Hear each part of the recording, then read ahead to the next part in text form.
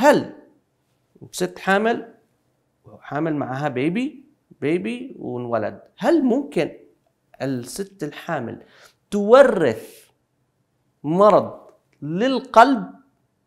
هل ممكن تورث مرض للقلب؟ تمام. هلا هي كست كأنثى حامل انه كان عندها مشاكل في القلب ليس بالضرورة، ولكن هناك امراض وراثية تورث، اهمها من لديهم تضخم وراثي في العضلة القلبية. هذا ممكن يجي من الام، ممكن يجي من الاب، ممكن يجي من الجد. تمام. ماشي.